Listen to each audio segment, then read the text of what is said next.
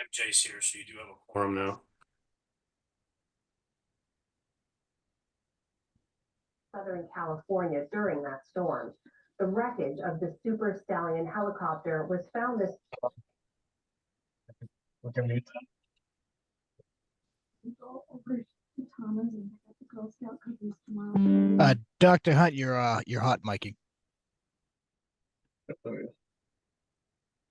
MJ, you ready to go? Yeah, I'm having issues with my computer at home, so I'm on my phone right now. All right, so there's two regular members and you're the associate, so we have quorum with you. So you're willing to serve as a full member right now? Yeah, as long as I can keep my connection going. Okay, I'll get the meeting going then. So being 6:30 on February 7th and have a quorum, I'll go to item 1, call to order the Bridgewater Planning Board. I'll read the governor's notice. This meeting is being held remotely in accordance with the provisions of the open meeting law. Pursuant to the governor's approval of the supplemental budget bill, temporary provisions pertaining to the open meeting law have been extended to March 31st, 2025. Specifically, this further extension allows public bodies to continue holding meetings remotely without a quorum of the public body physically present at a meeting location and to provide adequate and alternative access to remote meetings. The language of this extension does not make any substantive changes to the open meeting law other than extending the expiration date of the temporary provisions regarding remote meetings from March 31st, 2023 to March 31st, 2025. Members of the public are encouraged to participate remotely and shall address the questions to the chair or the host this evening of the board. The following members of the Bridgewater Planning Board are participating remotely this evening. I'm Patrick Driscoll, the chair, Mr. Michael McDonald, the vice chair, and Ms. MJ Pagano. That's all that has joined so far, correct? During the meeting, all votes will be roll calls. And the following Bridgewater Town staff is participating with us remotely this evening as well. Mr. Robert Rulli, the Community Economic Development Director, Ms. Christy Jane, the Assistant Town Planner, and I don't see Greg Tansey. Okay, so Greg was here earlier. I told him he didn't need to stay, and Steve Solari is not going to be here either. at this time, everyone's mics are muted. The board's mics will be unmuted through the whole meeting, and as items appear on the agenda, the project's representatives' mics will be unmuted. If the project is a public hearing and allows for public comment, we ask you to use the chat feature to ask your question by listing your name, your address, and your question. The chair or the host will recognize questions in order. You can use the raise my hand feature in the participant menu and to be unmuted when the chair or the host recognizes you. Again, please state your name and address before asking a question. When the phone can dial *9 to raise your hand. But item 2, we have some public hearings. First public hearing we have this evening is 0 Upper Street, map 71, lot 1, and portion of the lot 2, 4, and 18. This is a 4-lot subdivision under the definitive subdivision laws. Pursuant to the planning board subdivision rules and regulations, this has been continued from January 17th, 2023. We have some correspondence from Mr. Gallagher, the project representative and the engineer on the project, that he would like to move this meeting and continue it to March 6th. Any board discussion on that or a motion to move that to March 6th? A motion to move that to March 6th at 6:30. Mr. McDonald, do we have a second?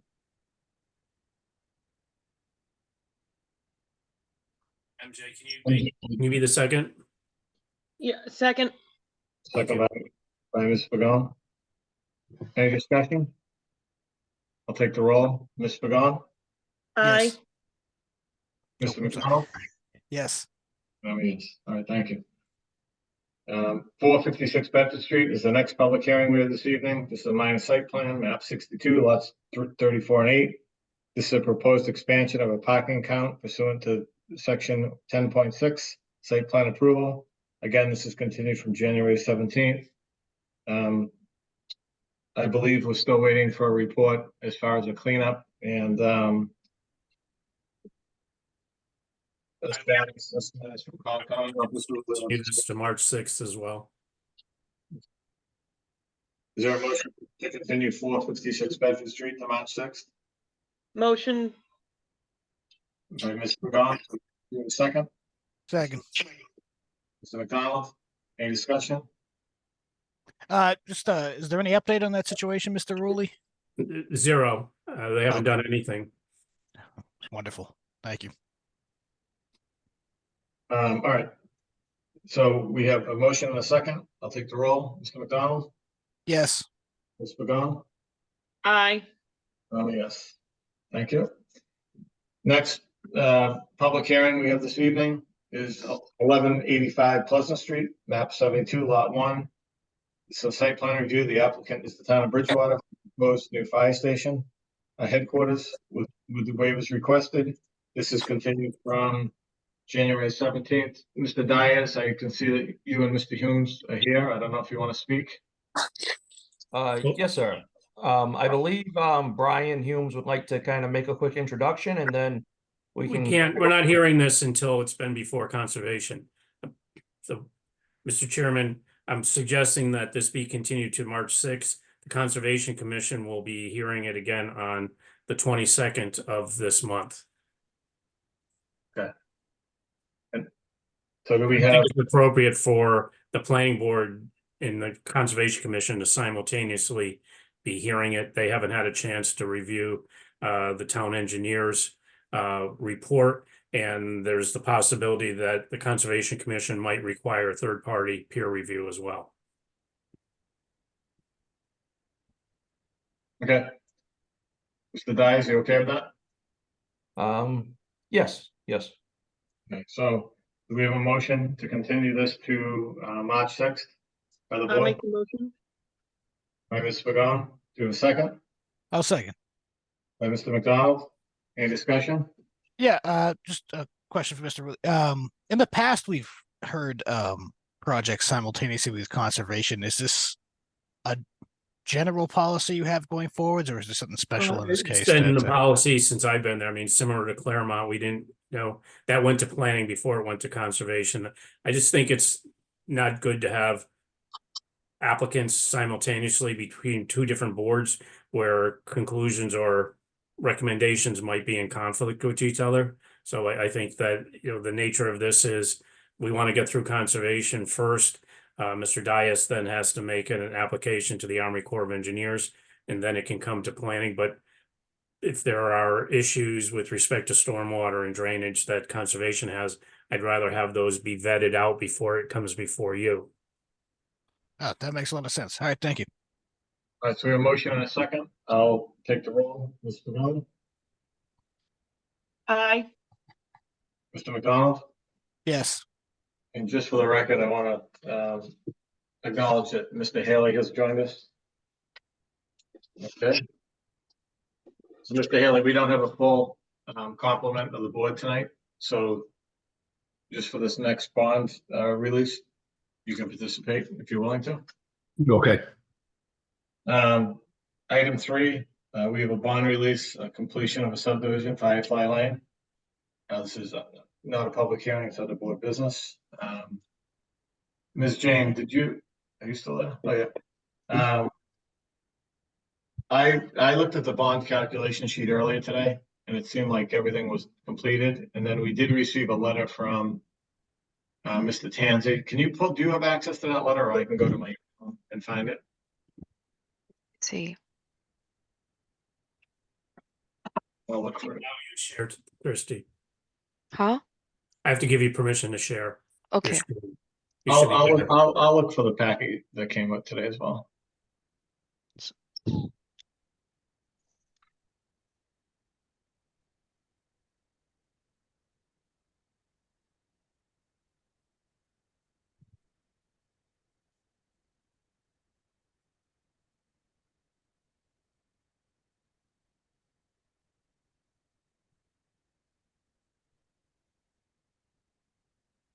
You want to see the letter or the calculations?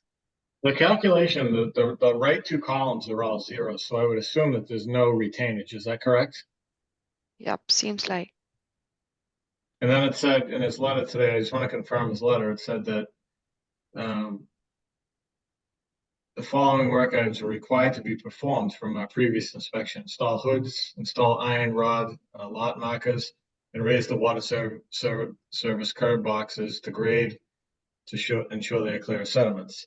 At our last site inspection, we found that items 1 and 2 were satisfactorily completed, the water department has performed their inspection of the water service curb stop boxes and has informed me that the work item 3 has been performed to their satisfaction. So those were the outstanding issues. Am I reading that bond calculation sheet correctly in his letter that there are no outstanding issues and we should release the entire bond? See, the question is to you. Yeah, according to the letter from the Greg, it seems like we have completed all the 3 queries, and yeah, we should release the fund, requested fund. So my only question is, and I don't have the decision letter in front of us, is this enable this to remain private, or will they be, or does he have the option to seek public acceptance? Do you know? I don't think he has the option to become public. So just before, typically we retain $5,000 for drainage maintenance in perpetuity. That might be on the bond calculation worksheet. The original one.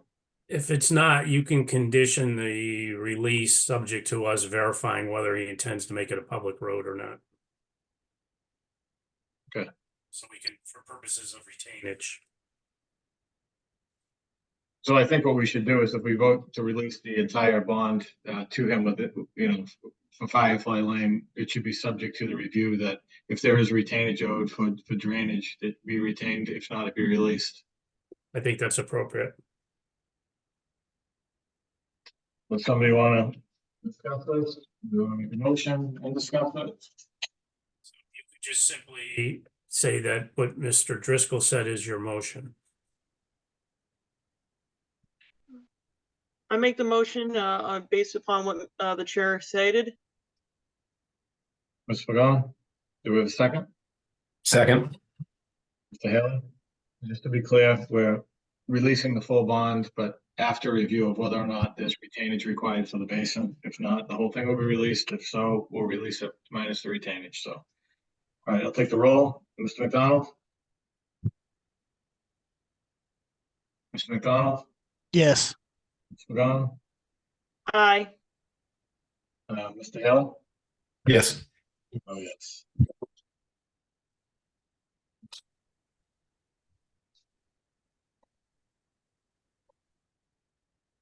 Other business? Mr. Rulli, Ms. Jane, do you have any update on 900 Elm Street?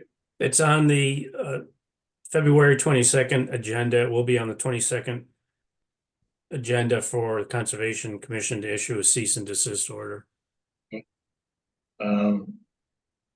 Ms. Jane sent up 2 sets of minutes earlier today that I looked at quickly. For December 6th and December 20th, are we comfortable voting on those? Did everybody get a chance to look at them today? I think maybe we should hold the minutes just given the small attendance of our members tonight, just in case anyone picked up anything there. And they came out this morning, so I don't know if everybody got a chance to read them or not. So I looked at them quickly just for when I looked at the other stuff. But all right, we can continue that to next meeting. Board items for the next meeting, Ms. Jane and Mr. Rowley. We don't have anything yet. Any board, committee, liaison reports? You lost your tree committee liaison. I did get an email from that he wanted me to talk to Ms. Jane about being on a future meeting to respond to. So he's already been, which is good. Any planners report from Ms. Jane? I just want to give an update. The zoning amendment that contains the form-based code was before the council last night. Leading up to that, there were numerous edits that had been made to the document. At the last minute, it was determined that some of the language with respect to the technical review committee cannot stay in the document. So at the manager's request, the council continued the public hearing on February 20th. They'll receive a clean copy of the final document. They will re-advertise for approval at the March 12th meeting. So I just want to say that in addition to the work that the planning board put into this, Mr. Driscoll and Ms. Robinson and the CD committee also put a lot of extra additional work into this. So I think we've landed on a good document. My sense is the council would have voted to approve it last night. It's just, we wanted to make sure that we had all the i's dotted and all the t's crossed. Okay, do me a favor tomorrow, and if you need me to send it to you, I'll send it to you. One thing that I typically do, and I just remembered I forgot to do, is when I sent that letter in from the planning board to Ms. Ward, I would typically have Shane send it to the board so they know what I submitted, just so they have a copy of it. I mean, I know it's online now. I can forward it to the members if you like, Pat. Yeah, that'd be great. Just that way they know what I wrote, so. Yep, no, I can do that. That's one thing I forgot to do. I No, apologize. no, I can do that tomorrow. And we anticipate that the clean copy and the red line copy will be available and will be distributed on Monday. Any board member reports? Just winding up another summer as a public here. Does anybody have anything to say before we wrap up? All right, do we have a motion to adjourn? So moved. Motion to adjourn? Second. So let's go with Mr. McDonald. I heard first, and I heard Ms. Pagone second. Is that right? Yeah. Motion and second. Any discussion? I think this might be a record. This was a 17-minute meeting. This is awesome. We will pay the price for this. Oh, yeah. Mr. Pagone, Yes. Mr. McDonald, Yes. Mr. Taylor? Yes. No, I wasn't telling you how to vote. I was just trying to get you to vote. Good night. Have a good night, everyone. Right.